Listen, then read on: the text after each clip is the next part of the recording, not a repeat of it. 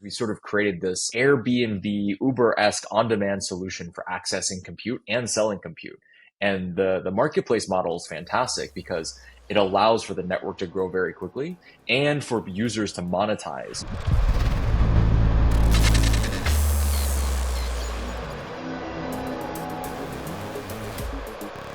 Hi guys, welcome back to the latest Project Spotlight. Today we're super pleased to have with us Garrison Yang, CMO and CSO at DePin Giant IO.net.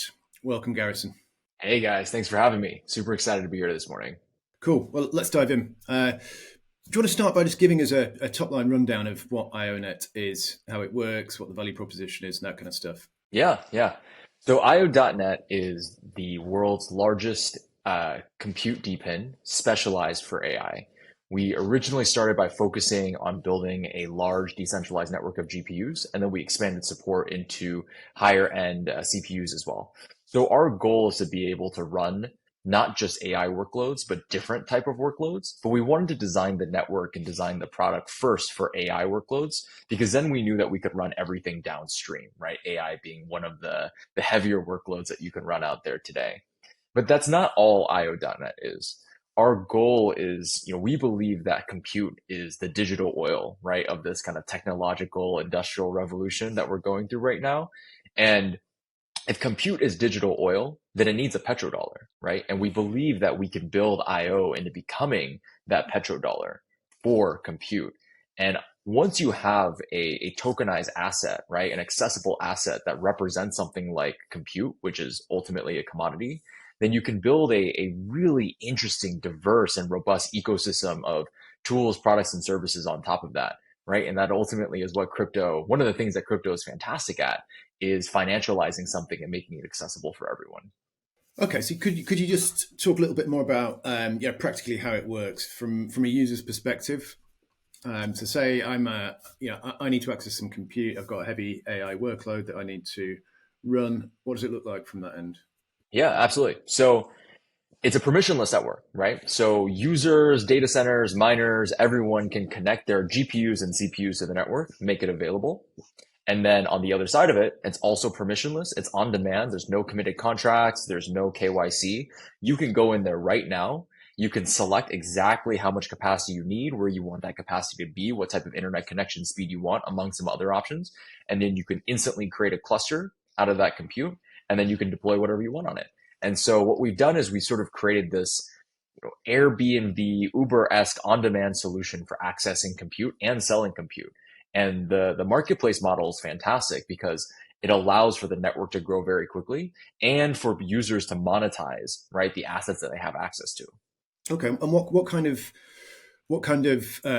users are providing compute resource to the network right now? Does it vary hugely? Yeah, a whole slew of people, right? So because IO.net specializes at clustering, which is our ability to bring together various sources of hardware and then scale it up with minimal latency increase, we're able to pull compute from everything from your at-home gaming GPU to M chips for different types of use cases, all the way to data centers, right? Independent data centers that have leftover capacity that they can't sell, but they want to bundle up with other capacity and sell through the network. In the middle, you've got at-home miners, you've got enterprise scale miners, you've got people who are, who maybe were used to running like a proof of work, right? Validators and other types of machinery. You also increasingly are seeing people, just normal people, invest in buying GPUs to run them on marketplaces like IO.net because GPUs are such hot commodities right now, right? These are assets that, for all intents and purposes, should be depreciating, but things like an A100 and even some other models that are in that kind of range, they're actually appreciating on the secondary market because there's such a shortage. So we're able to pull compute in from all these different types of sources, right? Both enterprise and professional, all the way down to at home, your everyday type of person, as you can see with the Gaiman partnership. And we can tap all that capacity and aggregate together to serve enterprise clients. Okay, and what kind of jobs are running on the compute clusters at the moment? Are they hugely varied? It'd be good just to delve into that a little bit more and understand the types of. It's a two-sided marketplace, right? So who's on the other side, and what value are they getting from it? Yeah. So on the demand side, the network was built and designed to be able to handle end-to-end AI workloads. It's just a fancy way of saying when you're running a model, right, you effectively have training, then tuning, and then inferencing, right? Training is when you're building the model, tuning is when you take a model and you're slightly tuning it for a specific purpose, and then inferencing is you have a built model and you're basically extrapolating off that model, right? When someone types something into ChatGPT or when someone gives a prompt in a generative AI platform, that is inferencing. Today, we're running a lot of inference load. We're also training models for certain partners. And what's really interesting is as the network continues to grow, we're actually exploring more generalized compute use cases, right? Because again, we've got these enterprise AI capable chips on the network. And then we also have chips that maybe are capable of AI, as well as CPUs that maybe are not capable of AI that are joining the network that we now support. And we can use some of those GPUs and CPUs for less intensive workloads or even some workloads that perhaps can run on connection speeds that are a little bit less enterprise grade. And so what that might look like, something that we're pursuing is supporting Web3 infrastructure, right? So for example, ZK prover loads, running sequencers, running validators.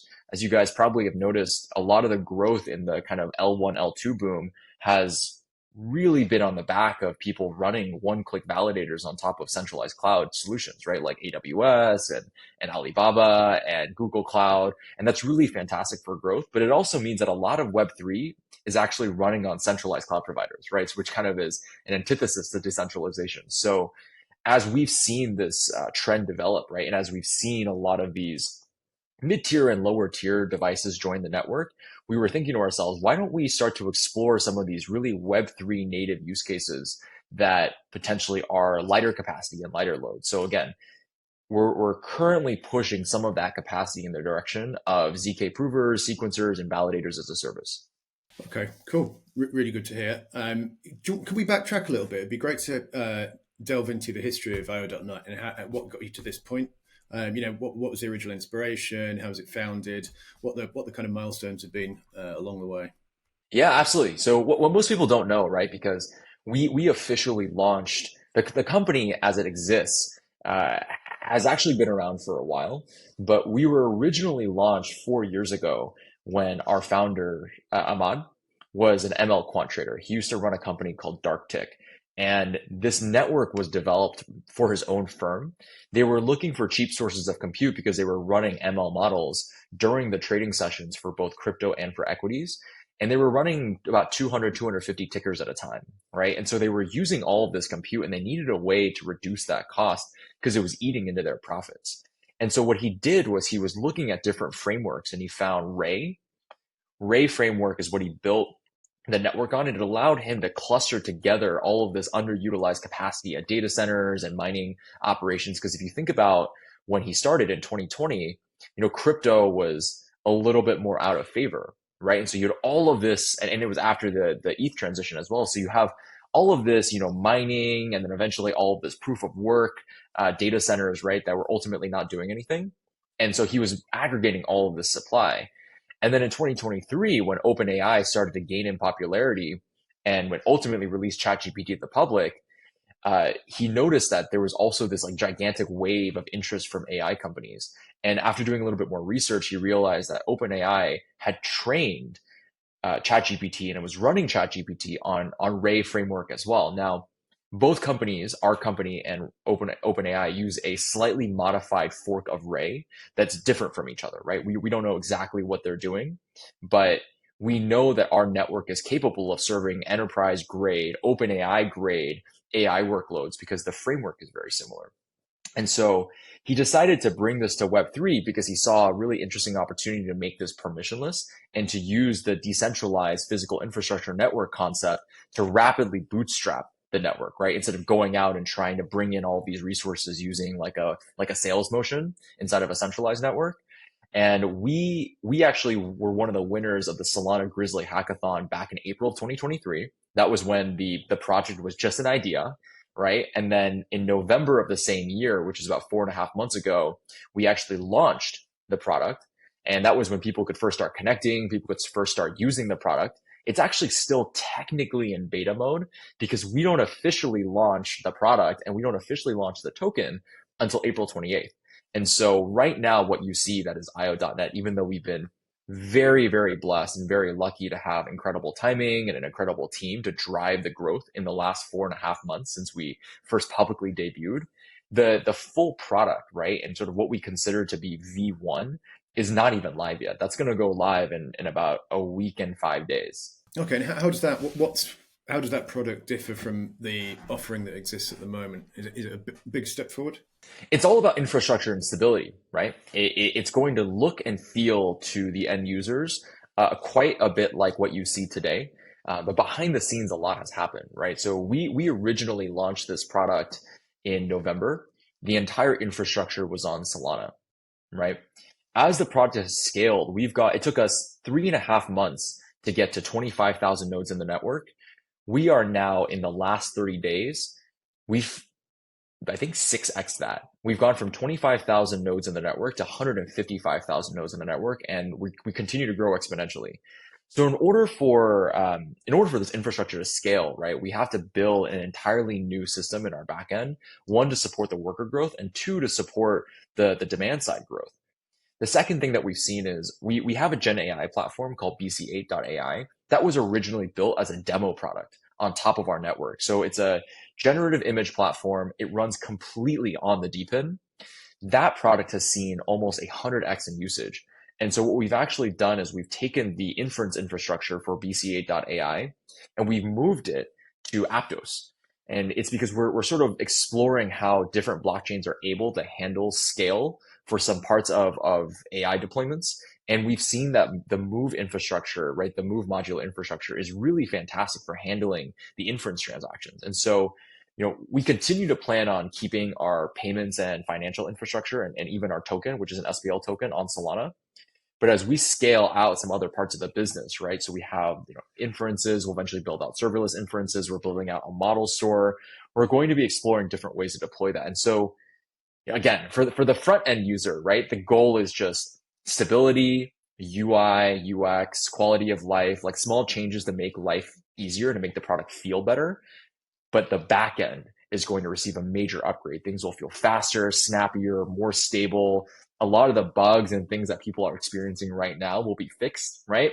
We sort of used the last 4-month period to really kind of surface some of these smaller challenges, and our team is getting those results. Cool. Could you just delving a little bit deeper into the product? Could you talk us through the three main aspects of the current product? It's Cloud, Worker, and Explorer.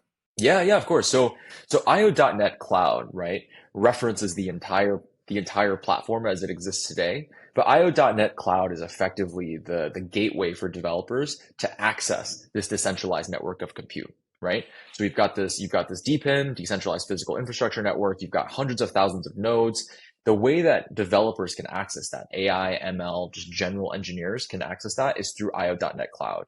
IO.net Cloud today allows you to instantly deploy a Ray or Kubernetes cluster. Eventually, we'll support other frameworks like Ludwig, et cetera, to make it easier to use the network for specific use cases.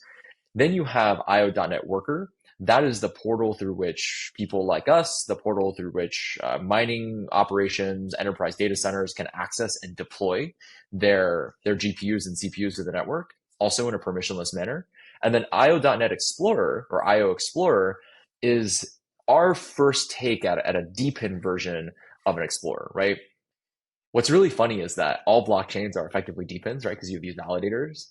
And we sort of believe that in the future, we will look back on this kind of DePin summer period and realize that compute DePins and really a lot of other DePins are really fantastic ways to launch blockchains, right? In a lot of ways, what we're doing, bootstrapping a set of nodes, is the precursor to launching a very robust blockchain. And so we wanted to build an Explorer, right, even before we had our own blockchain, in order for us to show some of those metrics and real-time data and surface a little bit more transparency to the public so they could see exactly what's going on within this network. Sorry, so is that akin to kind of Etherscan? Like you just to the Explorer thing? Is it what? Yeah, it just gives you an overview of the network, does it? Exactly. It's exactly like Etherscan. If you go into IO Explorer today, you're going to sort of see a few things, right? On the homepage, you're going to be able to see every single node that exists in the network. It's going to give you exactly how many types of hardware we have, right, within each type of CPU or GPU model. It'll tell you whether or not they're hired, what percentage is available, what percentage is hired. You're actually going to be able to see the makeup of the network. IO.net is a little bit unique because not only are we a DePin, we are a DePin of DePins. So today we aggregate and can cluster hardware not just from our primary network, but from the Gaiman network, which I'm happy to talk about in a moment, from Render, from Filecoin, and soon from a few other really large networks as well. We are, a bit like we don't want to compete like an Airbnb versus Verbo, right? Our specialty is of the ability to scale and cluster and network together all of these GPUs. So we want to partner with all these other hardware networks so we can bring them all together and serve customers a bit better, right? Because sometimes the fragmentation of Web3 is what turns off enterprise companies. And we're trying to fix that problem. We want to make this very usable for enterprise Web2 companies as well. Other areas of Explorer you will see are, you can see all the clusters that have been deployed, that are running, active, and deployment completed. You can see every individual worker node. You can see the location of those nodes. We surface a world map where you can see the concentration of all the nodes across the world. And then you can also see live inferences, which is going to feel a little bit like an Etherscan, right? Where instead of seeing live transactions on a blockchain, you're literally seeing model inferences as people are creating images, as people are typing in prompts and generating things. All of that is just ticking up in real time. And so, it's a V1, right? DePins are relatively new. We're still kind of uncertain what the market wants to see and needs to see. But we think that this Explorer type product is super important to maintain transparency and to give people some more information about what they're working with. So could you delve into a bit about what kind of traction you're getting with the development community and what the proposition to them is? Clearly there's huge advantages from a cost perspective. I think you say typically you can run compute around 90% cheaper than large public cloud infrastructure providers. But if as a developer, I want to move some of my workload onto your or via the IO.net platform, what does that look like for me? Are there any challenges? Is it super seamless? Yeah. So like any Web3 product, right? When you first start, most Web3 products add a little bit of friction, right? For a traditional Web2 company, right? Think about institutions in DeFi.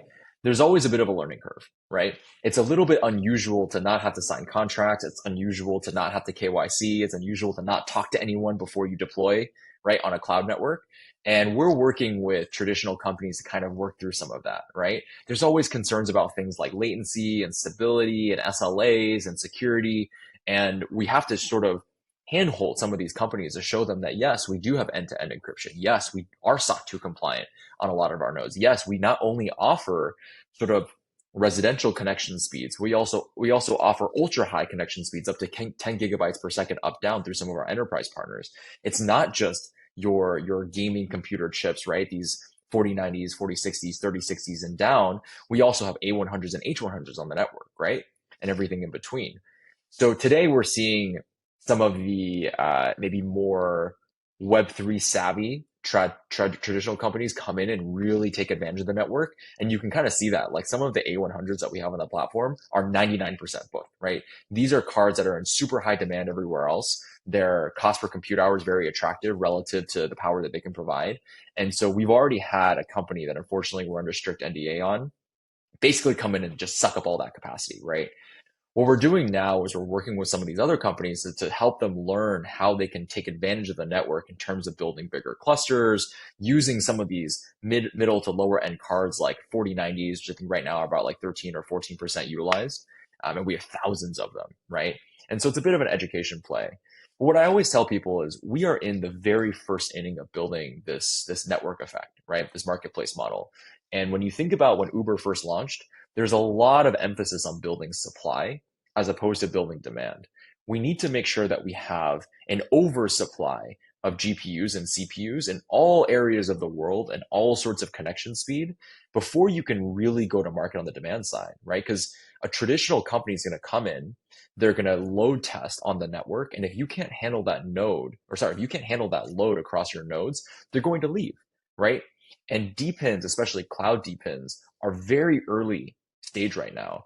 we not only have to build the product, we also have to build a reputation of the industry, right? And so our demand team, our BD team, has actually been very, very careful in onboarding and selecting customers, even though we have an enormous backlog of customers that want to test. And they're focusing on building out supply. We were just at the NVIDIA GTC conference last week and also at GDC in San Francisco. And the interest in a decentralized cloud network that provides low cost, that provides optionality for speed, location, hardware is huge, because you're basically seeing a lot of these smaller middle tier companies that are trying to move into AI get completely boxed out by the big companies, right? Because it's just impossible to buy capacity at a cost that makes sense. And it's also really difficult for companies to provision flexible AI ready cloud compute, right? Because when you try to reserve some of these higher end cards and reserve some of this higher end capacity, the cloud companies are saying, hey, you need to sign a 12-month contract or 24-month contract, and you have a minimum level of compute you must buy, right? And that's because they know that they can sell it. And so what decentralized cloud is very good for, right, and where our product market fit is one, mid-market and smaller startups that really want to move into AI. And then also the companies that need to provision some on-demand compute in maybe an ad hoc way or unexpected way, right? If you go to Amazon and you say, hey, I would like 7 days of compute that is 10x my current base load, they're going to tell you to go pound sand, right? Or they're going to charge you a lot of money, because no one wants to sell compute that way. But a decentralized cloud can absorb that demand, right? We can say, sure, you want however much compute you want for as short of a time as you want. We're not going to charge you any surge pricing. This is the market rate. It's very transparent. As long as you pay it, you can have it, right? And so we're very good at absorbing that spike in load as well. Just around you sort of said the utilization of the less strong, for a better word, GPUs was kind of 13 to 14%. You're trying to educate people on how to perhaps use that instead of the high-end stuff. Is it just that it means if they utilize those GPUs, the answer would take longer to come back? Or, would it work with certain types of work, such, I don't know, prediction or something where the answer doesn't need to be as quick, if that makes sense? Yeah, I sort of understand what you're saying. It's a two-part problem. So the first is actually all education, right? So you have companies and engineers that are very used to going to a cloud provider and saying, I want your A100s, right? I want 10 A100s to solve my problem. And what they're not used to saying is, hey, I would like 2,000 4090s to solve the same problem, right? Because it's sort of just your typical buying mode. And in their heads, they're very used to asking for a certain type of solution for a certain type of problem. And so we have to show them that we can actually scale and cluster a lot of cards that are maybe mid or middle upper tier and solve the same problem for a much lower cost. And now the second part of your question is, well, what happens to the latency, right? As you go from 8 nodes, which is sort of traditionally co-located in a single data center, to say 80 nodes that are distributed across the world, you naturally introduce a level of latency, right? What IO.NET is very good at doing, and our bread and butter, is actually bringing a lot of nodes into a single cluster while minimizing the latency increase. Physically, it is impossible to avoid a latency increase, right? Your latency will go up.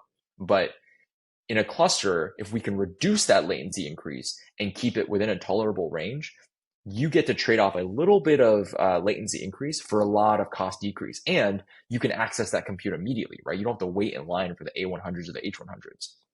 So for certain use cases, right, like model training and certainly even model tuning, and especially some workloads, like we sort of talked about, like the ZK provers, the sequencers, the validators, a slight uptick in latency is not a big deal, right? The companies would rather A, be able to access that compute, and B, pay up to 90% less for that compute as well. Like that trade-off is worth it. Now, when you move into certain use cases, like say cloud gaming is a really good example, and something that a lot of other companies are trying to tackle through DePins. Cloud gaming is a tricky one, right? Cloud gaming is synchronous. The workloads are large. You have to virtualize like very, very robust assets. And you're typically playing, a game with millions or, thousands of other people, right?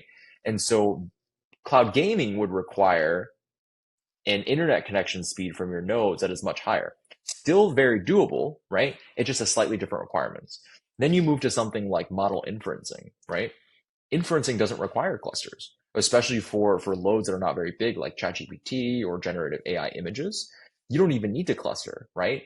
You just might want 10,000 nodes that can serve 100,000 customers, each node serving 10 individual customers. These nodes don't have to talk to each other to provide that workload. And so depending on the use case, right? Some developers are willing to trade off a little bit of latency for cost.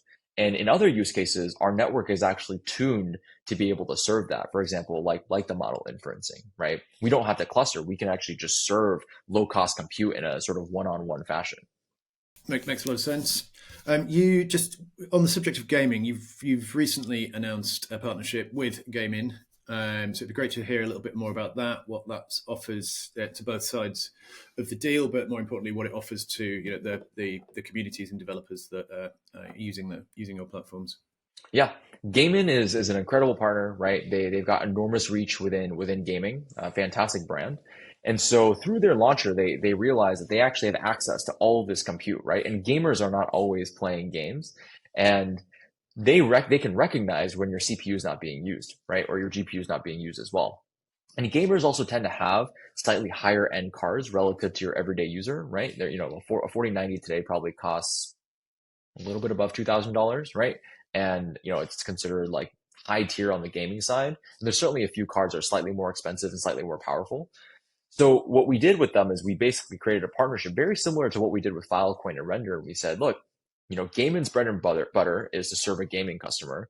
Our bread and butter is clustering these GPUs when they're not being used for AI workloads and eventually for Web3 infrastructure workloads, right?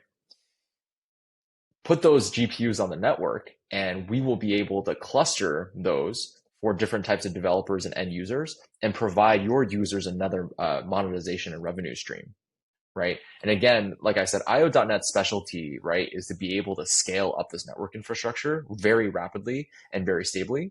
And that allows us to basically become a DePin of DePins, right? And Gaimin is a DePin that is sort of now part of the IO.NET family. And I think when we announced the partnership, we were at 120-ish thousand first party nodes. We're now at about 130,000 first party nodes, but when they fully integrate, which is rolling out in the next few weeks, that immediately adds 50,000 plus active nodes to the network, right? So almost 50% increase in the capacity that we can offer. Wow, super cool. It'd be good now to just talk a little bit about your token. I know it's not launched yet. So what's the business model right now? How will that shift when the token's introduced? And if you could touch a little on the tokenomics, and the value accrual mechanisms for the token within the overall ecosystem, that'd be great. Yeah, absolutely. So, I'm going to be intentionally a little bit vague here. There's certain things that we can and cannot say, especially as a American. But IO is intended to be, right, like I mentioned this like petrodollar analogy, right? We believe that compute is the most valuable resource and commodity of our generation, and IO is intended to be the currency of that compute, right? So a way for us to value, transact, and sort of form the bedrock of an ecosystem of services and tools that are built on top of compute. The way that our network works today is that IO serves as a unified payment method. So regardless of what you use to pay, fiat, stable coins, other tokens on Solana, Aptos, and eventually other chains, it all gets converted into IO. As soon as you buy, it gets converted into IO, right? And then we actually pay out in IO as well as in stables to the node operator. So it serves as that unified payment mechanism, right? The second is that IO will be used, just like in many other blockchains as well as other networks, to serve as crypto economic security and shared incentives, right? I think a lot of people refer to this as staking or bonding or collateralization, right? There's a lot of different ways that you can use a token to ensure that node behavior is incentivized towards good and that the distribution of nodes also leans towards the positive, right? These sort of incentives and formulas that reward users allows you to shift the network and nudge the network into the distribution and behavior that you want in order to maintain a healthy business. I did sort of mention this concept of an IO model store as well as serverless inferencing. And ultimately, IO will be the way that you access advanced features on the platform as well, right? By using IO, you can unlock some of these tools like pixel streaming, like other frameworks like Ludwig, like accessing serverless inferencing, right? These tools will be available only for people who are using IO. And lastly, I mentioned this earlier as well. We do believe that DePins are a very interesting precursor to a blockchain, right? Today we have amazing partners in Solana, amazing partners in Aptos, right? Ultimately, we do want to transition towards either something of an app chain or perhaps our own chain, depending on how this ecosystem continues to develop. And we want to provide both the blockchain infrastructure as well as the compute layer. And when we do eventually evolve the company in that direction, IO will ultimately form, right, the native token as well as the foundation for that ecosystem as well.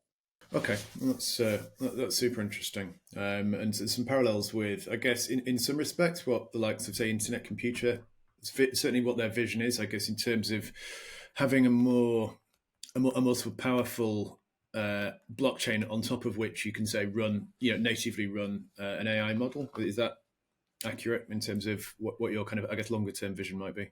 Yeah, it's an interesting way of putting it for sure, right? I mean, what we ultimately want to build is a very high throughput chain that's powered by the highest spec nodes, right? Uh, you know, Traditional validator bootstrapping has some really interesting economics, but they're typically insular, right? Because you're not bringing outside revenue to incentivize your nodes. As a result, unless you dictate hardware quality, a user is incentivized to bring you the lowest hardware, right? Because naturally they want to drive the best yield for becoming a validator and sort of farming your token. Because we're bringing in revenue, and that revenue is dependent on a node's ability to provide a service, right? Compute. It means that the higher end your hardware, the more that you're earning in a DePin. When you transition that to a validator set, you now have nodes, right? These pieces of hardware, CPUs and GPUs that are meaningfully higher grade than what you would traditionally use to run a validator. And so on the basis of hardware alone, you would have higher performance, right? Um, and yeah, what you ultimately want to do is drive decentralization, right? And that's two parts. It's one, we want the blockchain infrastructure, validators, sequencers, provers to run on decentralized cloud. We also want dApps to have the rest of their infrastructure on decentralized cloud, right? Today, you have a lot of decentralized applications that are built on chain, but then like half of their infrastructure runs on AWS. And so we're really not truly advancing that decentralization mandate, right? So I think it's sort of three parts, right? It's blockchain, it's compute, and it's decentralization. Those are kind of the three things that we're trying to drive with this evolution. Well, it feels like you're moving at kind of breakneck speed and have got a huge amount of things on the roadmap. Is there anything else that our community and everyone should be watching out for over the next few months? Yeah, keep an eye on sort of this model store and inference as a service concept. We're going to continue to bring on and build out these building blocks for AI, right? Again, I know that I keep talking about generalized compute and I talk about Web3 infrastructure, but we ultimately want to make it easier, cheaper, faster, more seamless for people to deploy AI workloads and build AI products. We've got a whole host of partnerships that we're working on right now to bring some of their infrastructure onto io.net and to also offer some of their tools, right? Like we partnered with Nuclei, we partnered with DStack, and the whole idea is that in order to become a decentralized AWS, you not only need to provide the cloud compute, you need to provide the ecosystem of services, right? Today, someone can go to Amazon, they can buy cloud computing, and not only do they get the compute in a very seamless fashion, they also get immediate integration with other partners. They get other services. They get storage. They get all these different things that you can buy and it immediately works together. Web3 is amazing because yes, we're decentralized, but decentralization also adds friction, right? And so something that IO is really championing is we want to be the center of decentralized cloud, but that doesn't mean that we're offering first party all of these services, right? We want to pull together all of these partners and bring together both that cloud computing stack as well as that AI stack and offer it to enterprise companies. And so a lot of that work is in progress. The other thing, and I just can't mention how important this is that you're going to start seeing a lot of partnerships with very large Web3 ecosystem blockchain network names, because we do want to use this network to drive forward decentralization for Web3 infra, right? I mean, really just starting with validators, that the whole L1, L2 boom in last cycle led to AWS, GCP, a lot of other players coming in and building out these like one-click validator solutions, which is great, right? Grows the ecosystem fast, but then you end up having all of this Web3 infra that is running on centralized cloud. And we were not ever going to, I think, replace all of that, but we want to kind of dial that back a little bit, right?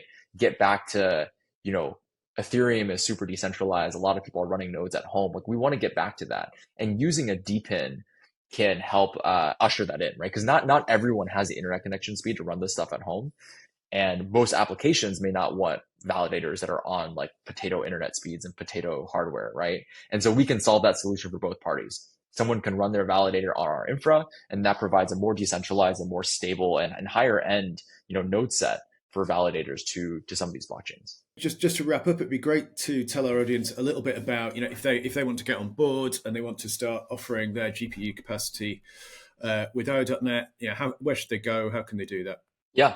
So we've got 30 more days in our Ignition Rewards program, right? That is sort of our rewards program to bootstrap supply side on the network. If you are an enterprise grade miner, if you are an enterprise grade data center, you can participate. It's very easy to get involved. If you want to reach out to our team, if you have a lot of GPUs, we do have white glove onboarding. Otherwise, if you want to self-serve, if you go to io.net, we've got documentation. It's very easy. Whether you're on a MacBook or whether you've got a mining rig at home or whether you've got a gaming PC, it takes about 5 to 10 minutes to get everything set up. And again, if you need help, there's documentation online for both Linux, Ubuntu, Mac, and PC.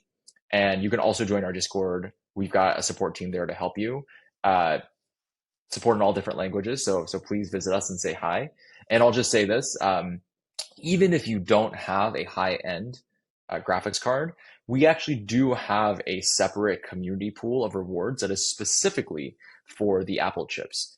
We did separate this out because we don't want the there's a lot of Macs out there, right? So we don't want to have the kind of wave of MacBooks that are joining dilute the rewards program for everyone else. But we do have a pot of community rewards set aside for people who are connecting the M1, M2, M3 series of chips. And we are actually working on a really interesting experiment to use these chips to run some Web3 infra. So the Mac chips today are not being used for AI per se, but they're being used for some other really interesting compute infra projects.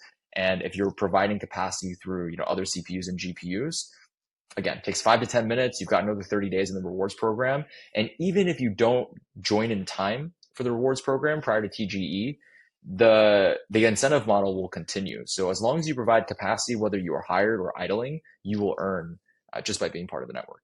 Okay, great to hear. Well, listen, Garrison, it's been great to have you on. Thanks so much. Appreciate it. It's early in the morning for you there. So it'd be great to, we'll keep an eye out for the news over the next few weeks. It'd be great to have you on again at some point. Absolutely. Thank you guys so much. It was really good to be here and talk to you.